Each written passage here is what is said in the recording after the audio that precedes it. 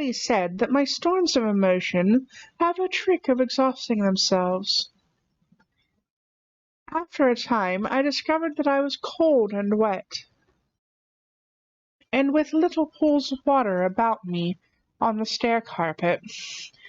I got up almost mechanically, went into the dining room, and drank some whiskey, and then I was moved to change my clothes. After I had done that, I went upstairs to my study, but why I did so, I do not know. The window of my study overlooks the trees and the railway towards Horsell Common. In the hurry of our departure, this window had been left open. The passage was dark, and by contrast with the picture the window frame enclosed, the side of the room seemed impenetrably dark. I stopped short in the doorway. The thunderstorm had passed. The towers of the Oriental College and the pine trees about it had gone, and very far away, lit by a vivid red glare, the common about the sandpits was visible. Across the light huge black shapes, grotesque and strange, moved fizzily to and fro. It seemed, indeed, as if the whole country in that direction was on fire. A broad hillside set with minute tongues of flame, swaying and writhing with the gusts of the dying storm, and throwing a red reflection upon the cloud sky above. Every now and then a haze of smoke from some nearer conflagration drove across the window and hid the Martian shapes. I could not see what they were doing, nor the clear form of them, nor recognize the black objects they were busied upon.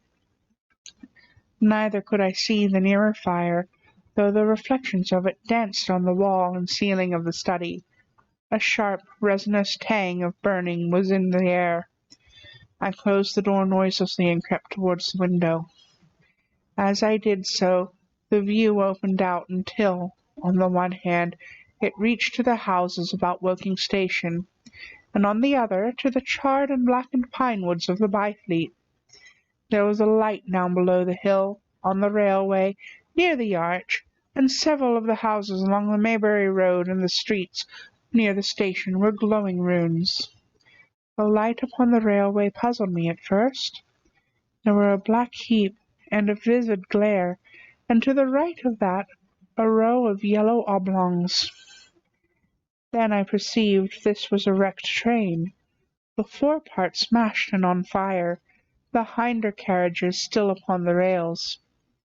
Between these three main centres of light, the houses, the train, and the burning county towards Chobham, stretched irregular patches of dark country, broken here and there by intervals of dimly glowing and smoking ground.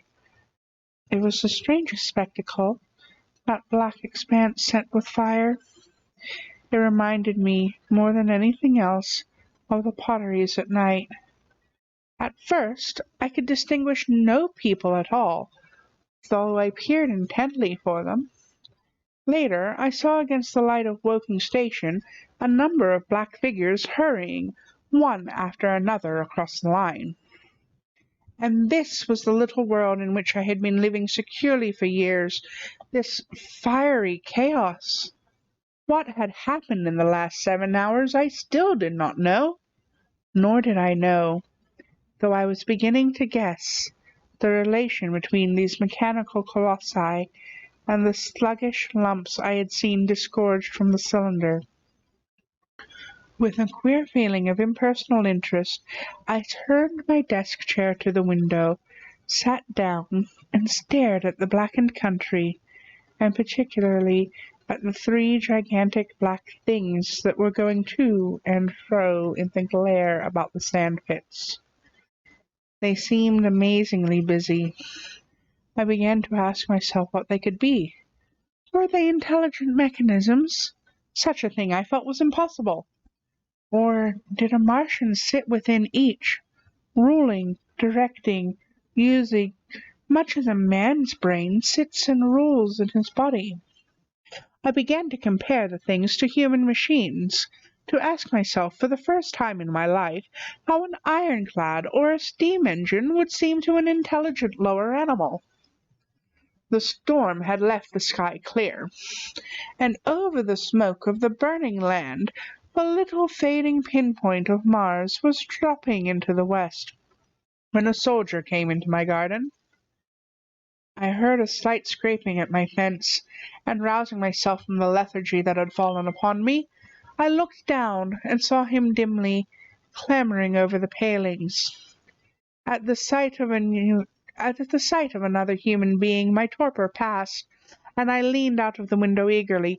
"Hist!" said I, in a whisper. He stopped astride of the fence in doubt.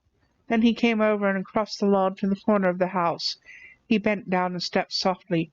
"Who's there?" he said, also whispering, standing under the window and peering up. "Where are you going?" I asked. "God knows." "Are you trying to hide?" "That's it." "Come into the house," I said. I went down, unfastened the door and let him in, and locked the door again. I could not see his face. He was hatless, and his coat was unbuttoned. "My God," he said, as I drew him in. "What's happened?" I asked. "What hasn't?" In the obscurity I could see he made a gesture of despair. "They wiped us out. They simply wiped us out," he repeated again and again. He followed me, almost mechanically, into the dining room. "Take some whiskey," I said, pouring out a stiff dose. He drank it. Then abruptly he sat down before the table, put his head on his arms, and began to sob and weep like a little boy, in a perfect passion of emotion, while I, with a curious forgetfulness of my own recent despair, stood beside him, wondering. It was a long time before he could steady his nerves to answer my questions, and then he answered perplexingly and brokenly. He was a driver in the artillery, and had only come into action about 7. At that time firing was going on across the common, and it was said the first party of Martians were crawling slowly towards the second cylinder under cover of a metal shield. Later, this shield staggered up on tripod legs, and became the first of the fighting machines I had seen. The gun he drove had been unlimbered near Horsell, in order to command the sandpits, and its arrival it was that had precipitated the action. As the limber gunners went to the rear, his horse trod in a rabbit hole and came down, throwing him into a depression of the ground.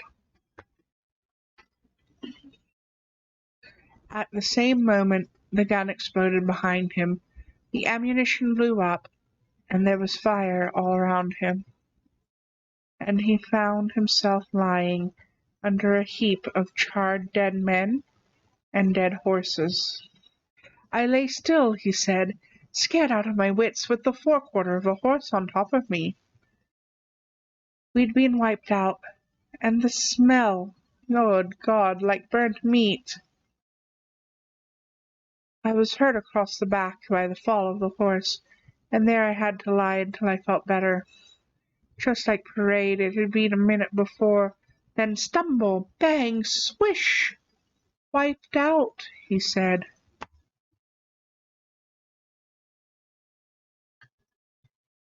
He had hid under the dead horse for a long time, peeping out furtively across the common. The Cardigan men had tried a rush, in skirmishing order, at the pit, simply to be swept out of existence. Then the monster had risen to its feet, and had begun to walk leisurely to and fro across the common, along with a few fugitives, with its head-like hood turning about exactly like the head of a cowled human being. A kind of arm carried a complicated metallic case, about which green flashes scintillated, and out of the funnel of this there smoked the heat ray. In a few minutes there was, so far as the soldier could see, not a living thing left upon the common, and every bush and tree upon it that was not already a blackened skeleton was burning. The hussars had been on the road beyond the curvature of the ground, and he saw nothing of them. He heard the Maxims rattle for a time, and then become still. The giant saved Woking Station and its cluster of houses until last. Then in a moment the heat ray was brought to bear, and the town became a heap of fiery ruins. Then the thing shut off the heat ray, and turning its back upon the artilleryman, began to waddle away towards the smouldering pine woods that sheltered the second cylinder. As it did so, a second glittering titan built itself up out of the pit. The second monster followed the first, and at that the artilleryman began to crawl very cautiously across the hot heather ash towards Horsell. He managed to get alive into the ditch by the side of the road, and so escaped to Woking. There his story became more ejaculatory. The place was impassable. It seems there were a few people alive there, frantic for the most part, and many burned and scalded. He was turned aside by the fire, and hid among some almost scorching heaps of broken wall as one of the Martian giants returned. He saw this one pursue a man, catch him up in one of its steely tentacles, and knock his head against the trunk of a pine tree. At last, after nightfall, the artilleryman made a rush for it and got over the railway embankment. In that context, Magisteria, ejaculatory means that he's just kind of spitting it out in bursts. It's not making a whole lot of sense, and you're left to fill in a lot of the details. It's really well fitting if you've ever actually watched somebody, yeah, you know. I can't say it because that's lewd and this is a wholesome channel.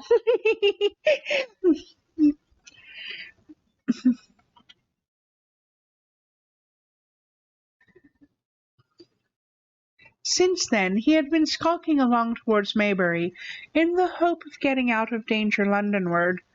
People were hiding in trenches and cellars, and many of the survivors had made off towards Woking village and Send. He had been consumed with thirst until he found one of the water mains near the railway arch smashed, and the water bubbling out like a spring upon the road. That was the story I got from him, bit by bit. He grew calmer, telling me and trying to make me see the things he had seen. He had eaten no food since midday. He told me early in his narrative, and I found some mutton and bread in the pantry and brought it into the room. We lit no lamp for fear of attracting the Martians, and ever and again our hands would touch upon bread or meat. As he talked, things about us came darkly out of the darkness, and the trampled bushes and broken rose trees outside the window grew distinct. It would seem that a number of men or animals had rushed across the lawn. I began to see his face, blackened and haggard, as no doubt mine was as well. When we had finished eating, we went softly upstairs to my study, and I looked again out of the open window. In one night the valley had become a valley of ashes. The fires had dwindled now. Where flames had been, there were now streamers of smoke, but the countless ruins of shattered and gutted houses, and blasted and blackened trees that the night had hidden, stood out, now gaunt and terrible in the pitiless light of dawn. Yet here and there some object had had the luck to escape. A white railway signal here, the end of a greenhouse there, white and fresh amid the wreckage. Never before in the history of warfare had destruction been so indiscriminate and so universal. And shining with the growing light of the east, 3 of the metallic giants stood about the pit, their cowls rotating as though they were surveying the desolation they had made. It seemed to me that the pit had been enlarged, and ever and again puffs of vivid green vapour steamed up and out of it, towards the brightening dawn, steamed up, whirled, broke, and vanished. Beyond were the pillars of fire about Chobham. They became pillars of bloodshot smoke at the first touch of day.